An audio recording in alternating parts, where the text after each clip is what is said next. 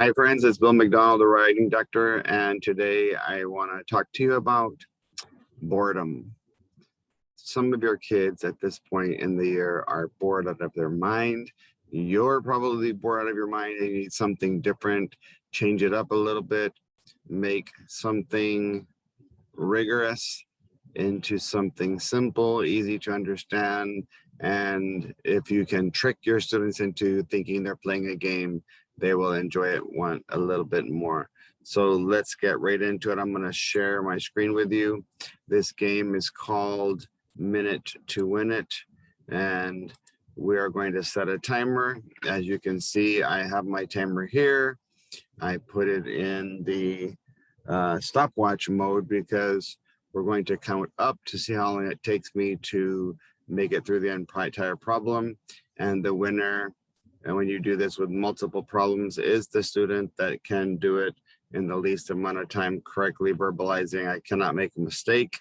If I make a mistake, I have to either start over or that a person's eliminated because you would end up getting the answer wrong, or you stop the timer, quickly explain, and then get them back on track. All right. Keep in mind that for editing questions, reading teachers 3rd through 8th grade, all they're ever going to ask you to do is look at one sentence. But in this case, since I wrote a poem about teachers who feel like quitting, can you imagine that they would actually do that because of discouragement, disillusionment, and whatever reason it could be, depression. I've had a lot of those experiences myself. So keep in mind that they're only going to ask your kids 90% of the time in editing about one sentence in the entire passage. So all we're going to do is look at stanza 2. Normally it would be even less. It would be just a sentence.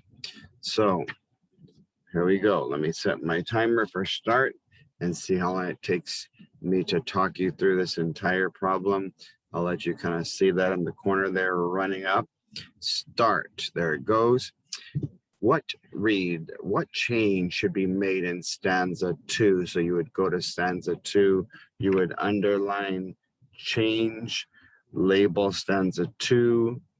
Change is always cups, capitalization, usage, punctuation, spelling. Change half to have. Those are both correct. So that would be U for usage. Depends on what's being used. Change without to without. Now, not a word. You don't need to select that one because we don't use that way. So we'll eliminate that one right away. Change or insert a comma at the end of line 7. I've gone ahead and done that. I'll look for line 7. That's a punctuation problem. And change prayed in past tense to prayed present tense, past tense pointing left, present tense pointing down, usage. Let's take a look at the problem in the stanza, and I have written them out so that we don't have to go back and forth. That letter F said change half, change half to have.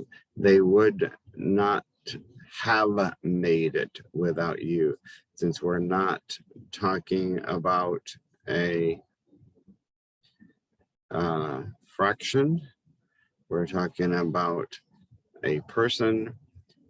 So far, that seems like it would be the one. G, it said change without.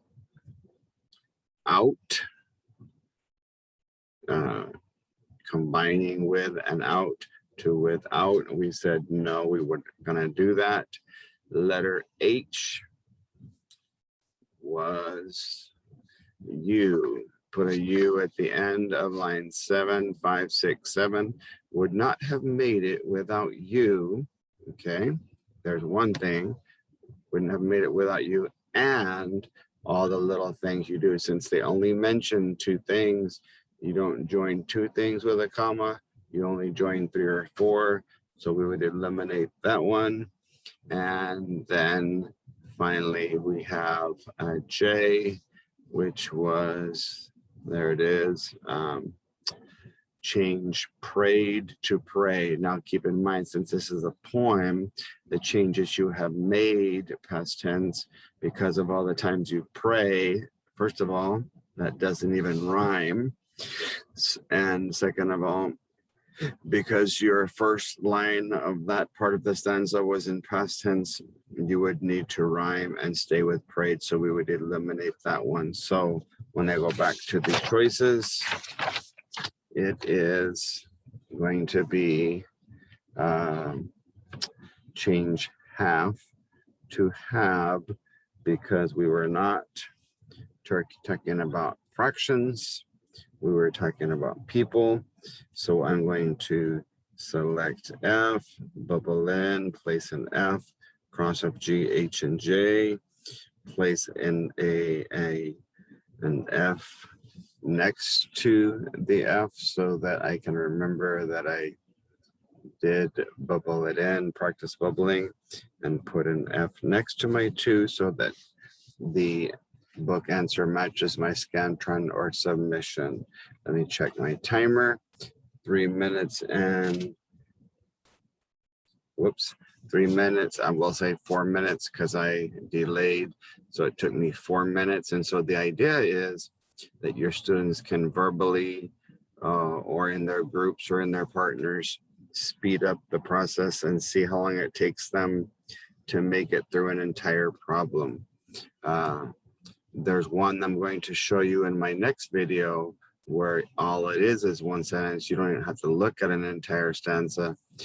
It's 10 practice sets that you'll find in the binder where it's got single sentence, where it says change, and go ahead and read that one sentence only, because that's the only thing they're going to ask you for in editing, is to look at one sentence. So for example, in a passage of 3 or 4 paragraphs, they would only ask you to possibly 3 sentences from that passage, at the most 6 if they decide to go ahead and throw all those extra editing into one passage. Thank you guys. God bless. I will share a link to the Dear Teacher activity that this came from. Dear as in daily, editing, extension, essay, application, and revising reading. So a quick application would be, without all the little things you do, what is one little thing that your teacher does for you? So I'll look at number 8 so you can see that very quickly. Here it is. What change should be made in line 28? Or be sure to write your answer in a complete sentence with what the change should be made. So line 28, or you could simply ask that question I asked you. What is, based on the stanza we were looking at, give an example of one little thing your teacher does, or we could go to the one that's actually there. That capital I'm contraction, one reason she should stay.